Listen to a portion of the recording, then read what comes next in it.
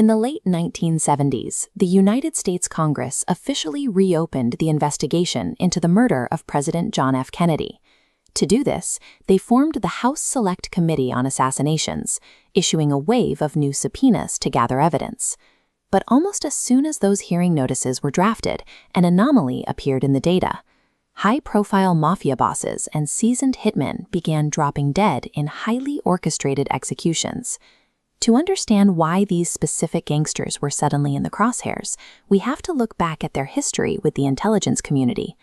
In the early 1960s, the CIA recruited top mafia figures to help assassinate Cuban leader Fidel Castro in a classified operation.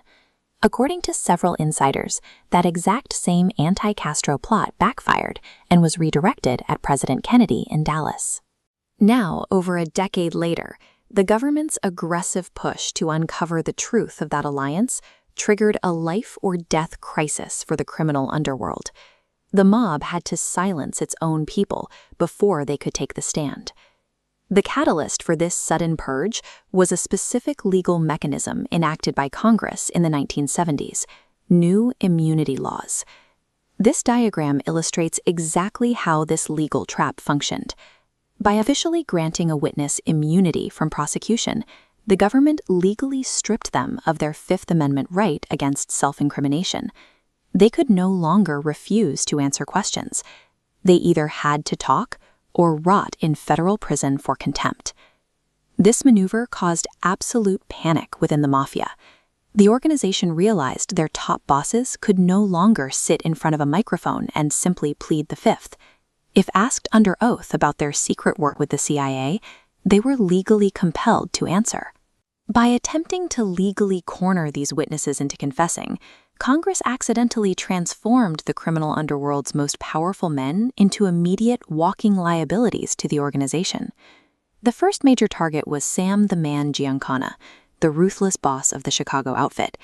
Scheduled to testify before a Senate committee investigating the CIA mafia plots, the new immunity rules left him completely out of options. Just days before his scheduled appearance on June 19, 1975, Giancana was murdered in his suburban Chicago home. His house was a virtual fortress with heavy security. Police concluded he had to have known and trusted his killer enough to let him inside. He was shot in the back of the head while cooking in his basement. Then the killer fired several more rounds directly around his mouth. In mafia language, this highly specific mutilation sends a clear, chilling warning. This guy talked too much, and this is the price for doing it. Then there was Chuck Nicoletti, the premier Chicago hitman who worked directly under Giancana. Nicoletti was actually in Dallas on the day Kennedy was killed. As this recreation of his own record shows, he noted his exact location with a simple, chilling entry: Dallas, JFK.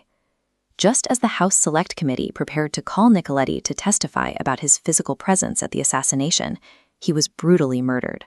On March 29, 1977, he was shot 3 times in the back of the head while sitting in his car. The swift executions of Giancana and Nicoletti successfully severed the Chicago outfit's 2 most critical links to the 1960s assassination plots. The men were silenced before a single word of official testimony could ever be recorded. Around the same time, the powerful former head of the Teamsters Union, Jimmy Hoffa, was fighting his own battles. Hoffa was a bitter public enemy of Attorney General Robert Kennedy and his relentless crusade against organized crime.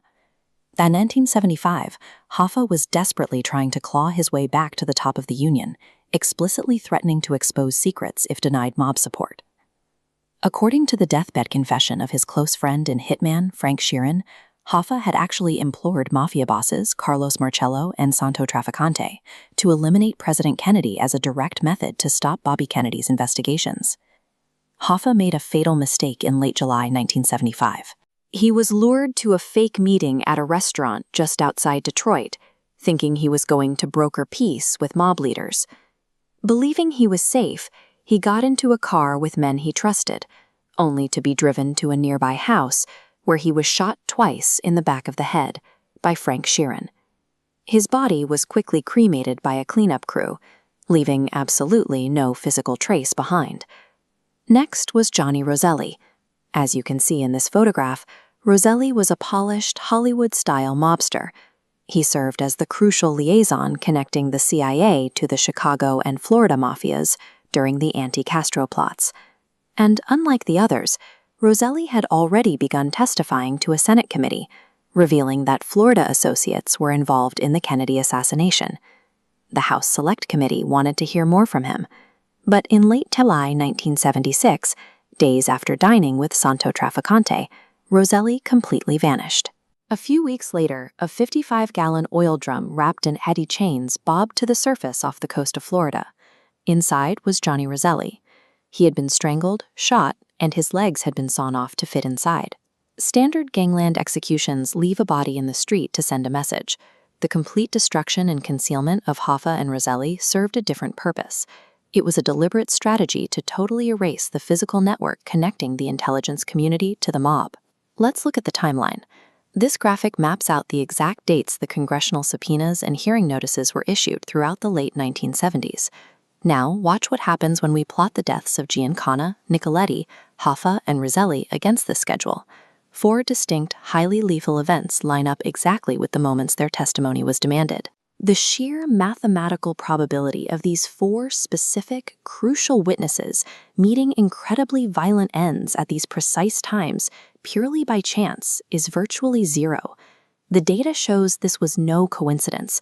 It was a massive, highly orchestrated, and systemic purge designed to protect the true architects of the 1960s plots from ever seeing the inside of a courtroom.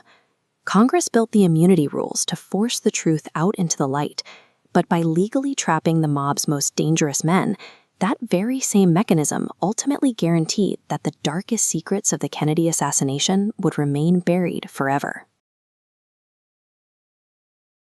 If you found value in our video, please consider liking it, subscribing to our channel, and sharing it with a friend.